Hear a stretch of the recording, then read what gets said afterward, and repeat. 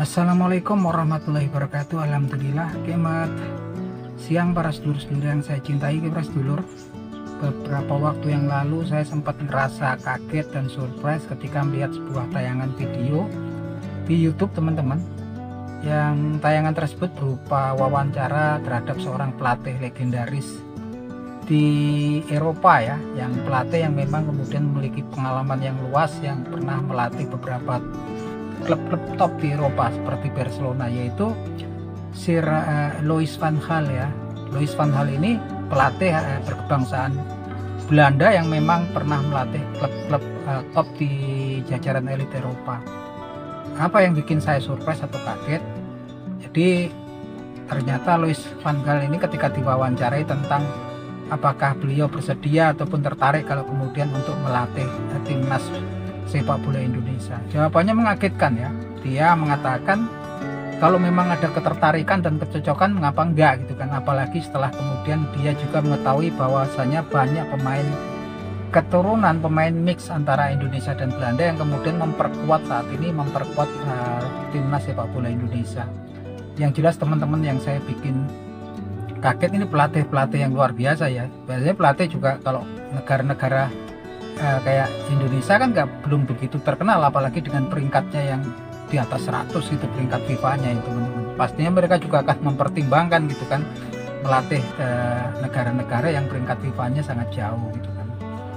Yang jelas teman-teman, semenjak pemimpinan Bapak Erick Thohir, semenjak PSSI ini dinakodai Bapak Erick Thohir, dan beliau berhasil kemudian mendatangkan pemain-pemain diaspora gitu kan, ini PSSI ini menjadi berita yang kemudian menarik buat nggak cuman para pemain gitu kan, tapi juga para pelatih-pelatih yang berkelas internasional. Yang jelas saat ini banyak kemudian pemain keturunan yang berbondong-bondong kemudian pengen kemudian untuk menjadi punggawa timnas sepak bola Indonesia atau timnas Garuda teman-teman. Apalagi kalau Bapak Erick Thohir ini kan memang nama besarnya luar biasa dan dia jaringannya sangat luas, wawasannya sangat luas.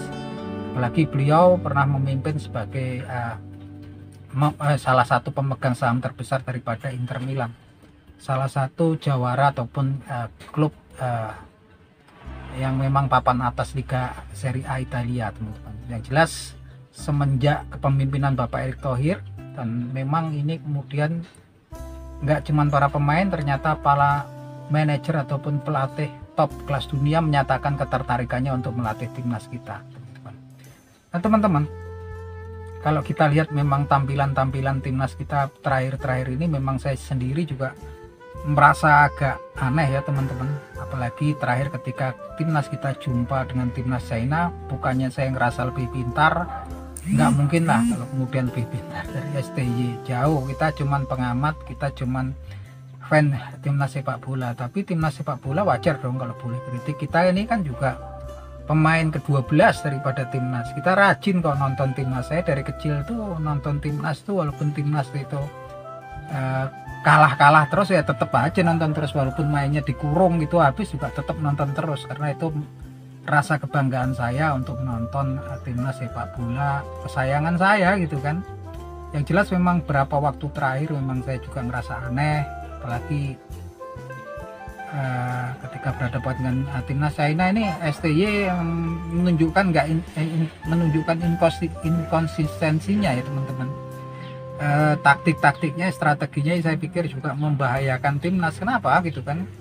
Ketika kemudian dia mengadakan perubahan-perubahan yang ekstrim dan radikal di kala fase-fase kritis untuk timnas gitu kan. Bayangkan kalau timnas kita kemarin menang paling nggak sama China, posisi kita saat ini pastinya bukan akan berada di posisi kedua atau ketiga ya di klasemen grup C. Yang jelas saat ini timnas kita nyaris berada di dasar klasemen di atas China ya teman-teman. Kalau kita lihat kan kemarin memang kebijakannya memang rada-rada aneh gitu kan, apalagi menaruh seorang Kelvin Verdong yang dia memang naturalnya adalah wingback murni ditaruh sebagai center back. Ini kan aneh gitu kan. Yang diganti, yang di posisi di situ kan juga Rizky Ridho, ratingnya bagus gitu kan. Dan kalaupun Rizky Ridho memang kemudian cedera gitu kan, masih ada Wahyu Dwi Prasetyo dan pemain-pemain lain yang memang posisinya untuk center back. Saya nggak ngerti kemudian Kelvin Verdong kemudian didapuk pada waktu game lawan Cina, dia dipasang sebagai center back. Bahkan kemudian seorang Zain Patinama dan Asnawi Mangku Alam Bahar yang memang dua pemain ini nggak pernah menjalankan laga sebagai starter di 3 match Indonesia yang terakhir juga dipasang sebagai starter gitu kan. Yang lebih kaget lagi seorang Jay Izzes, ban kapten ditarik, ban kaptennya ditaruh di lengannya Asnawi Mangku Alam Bahar. Kalian kita semua ngakui Jay Izzes ini kepemimpinannya luar biasa, wibawa dan auranya luar biasa. Jadi seorang kapten ini bukan sekedar kemudian masang ban di sini gitu kan, bukan sekedar bawa ban kapten. Seorang kapten adalah seorang yang memang kapten bisa memberikan semangat baik di pre-pertandingan, sebelum pertandingan, pada saat pertandingan juga bisa kemudian mengkoordinasi, memberikan semangat, memberikan motivasi dan koordinasi tim ya. Dan kalau hal-hal yang seperti itu memang nggak kita dapetin kalau menurut pandangan saya pribadi terhadap Mas Asnawi Mangku Alam Bahar. Asnawi kalau pemain ya ngotot gitu kan, tapi memang untuk yang hal-hal yang saya sebutkan tadi nggak ada, dan itu kita temukan di sosoknya Jay Izzes. Lagi-lagi diganti ya teman-teman. Dan bahkan yang lebih mengagetkan lagi, dan saya yakin PSSI juga pastinya juga akan mempertanyakan. Saya merasa kecewa yang sangat mendalam adalah ketika seorang Eliano Reinders yang memang kemudian digadang-gadang untuk bisa memperkuat timnas kita ketika berhadapan dengan Bahrain atau China gitu kan, sampai kemudian PSSI itu ngebut ya, prosesnya dikebut atas kerjasama antara jajaran elit PSSI, terus Kemenpora, DPR, RI bisa dikebut gitu kan, sampai pengambilan sumpahnya nggak bisa untuk biar cepat dilakukan di KBRI di Brussel, KBRI Brussel di Belgia, bukan di DPR RI gitu kan. Dan itu diperbolehkan ternyata oleh FIFA. Gilanya lagi teman-teman, Eliano Reinders nggak dimasukkan bahkan untuk sekedar cadangan, dia nggak masuk dalam 23 daftar nama squad timnas Indonesia ketika berhadapan dengan China.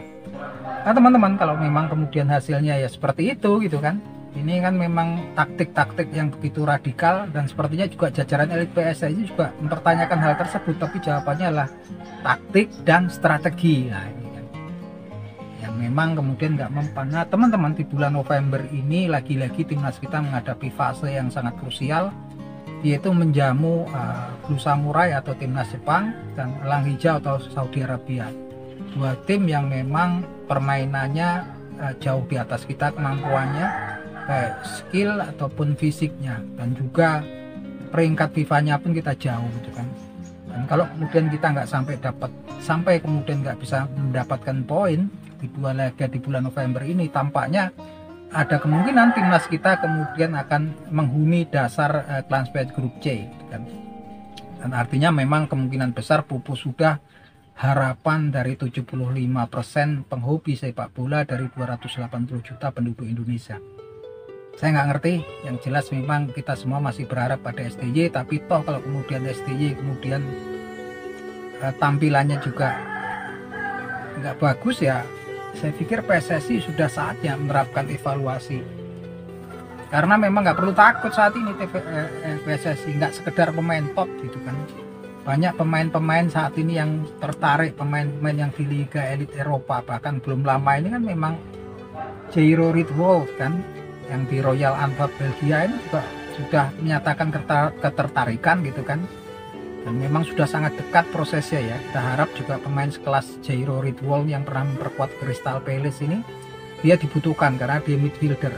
Karena saya nggak ngerti kebijakannya si Sintayong ini, dia memang kayaknya dia fanatiknya pemain bertahan, cuman nggak tahu sudah sampai overload pemain bertahan yang dari diaspora datang kan. Dan nggak bijak juga kalau kemudian nggak ada slot untuk pemain-pemain dari lokal kita gitu. Yang jelas PSSI juga nggak perlu khawatir lagi gitu kan, sekelas Louis van Gaal itu sudah menyatakan ketertarikannya untuk melatih timnas kita. Apalagi gitu kan, satu paket pemainnya diaspora, kemudian Louis van Gaal, ya sama satu bahasa mereka kan, pasti nggak ada barrier bahasa lagi. Karena memang kalau saya lihat juga STY juga sepertinya ada batas yang mungkin kita nggak bisa lihat ya. Dengan pemain-pemain diaspora, dia dengan pemain-pemain lokal tuh kayaknya akrab banget gitu kan, kayak si Marcelino Ferdinand, Witan Sulaiman. Tapi kalau dengan pemain-pemain seperti Rafael Struijk dan kawan-kawan kayaknya ada batas ya gitu kan, rasa canggung gitu kan. Dan ini memang kemudian ada barrier bahasa juga, karena STY kan nggak bisa pakai bahasa Inggris juga nggak bisa, bahasa Indonesia nggak bisa, sekalipun ada penerjemah di situ tapi tetap kerasa itu ya teman-teman, aromanya kerasa. Dan saya berpikir memang ketertarikan Louis van Gaal ini juga untuk suatu waktu patut menjadi perbendaraan para pelatih yang tertarik untuk melatih timnas kita. Dan saya yakin Louis van Gaal yang pernah melatih tim-tim sekelas Barcelona pastinya akan memberikan pengalamannya gitu kan, taktik dan strateginya buat timnas kita dan juga buat asisten pelatih yang memang kemudian berasal dari lokal, yang untuk kemudian hari pastinya juga akan mendapatkan ilmunya dari Louis van Gaal, dan ini yang kita butuhkan teman-teman. Nah akhirnya kita juga berharap sekecil apapun peluang kita di bulan November 2024 ini, kita tetap berharap STY bisa menampilkan yang terbaik. Dan kalaupun kita ngeritik STY bukan karena kemudian kita benci ataupun kita kemudian nggak suka sama STY, tapi memang karena kecintaan kita kepada timnas sepak bola Indonesia atau timnas Garuda, untuk kemudian memang kita berharap timnas kita paling tidak bisa menempati posisi 4 di grup C sehingga bisa lolos ke putaran 4 kualifikasi pra Piala Dunia, sehingga di tahun 2026 nanti kita semua bisa berharap menonton timnas kita bermain di Piala Dunia yang sejatinya akan dilaksanakan di 3 negara, Meksiko, Amerika Serikat, dan Kanada. Nah itu aja teman-teman, salam sepak bola.